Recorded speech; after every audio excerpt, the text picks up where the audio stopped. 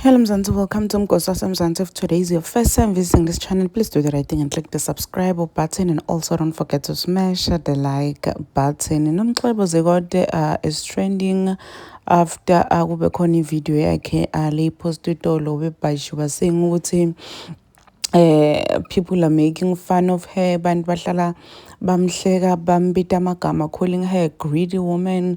Kuthiwa nale ngoma yeJerusalema futhi ayibhalwanga nguye.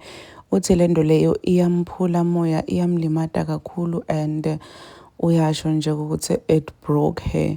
So Nomcebo Zikode was fighting for leya ngoma, guys, ngokuthi abhadalwe for leya ngoma Jerusalema ikhaya lami. So le ngoma lena yaba i-hit gabi gabi yakhe na Master KG. So turned out ukuthi Master KG allegedly took yonke le mali wambhadala ama-akenatic kuphela akuNomcebo Zikode. So she was fighting for leya ngoma ukuthi belonga kuye, and akazange adobhe her. So akayiwinanga ngisho na that badly apparently. So owane open mic production for my legal fees, you guys, things are really are not good for uNomcebo Zikode. And uyasho nje ukuthi lokuthi bantu bambide amagama bathi selfish, greedy, kuyamlimata kakhulu, because bantu abasati so ngestory, bantu bathatha side nje labafuna ukuthatha lona, but yena leti bantu labatikhuluma ngaye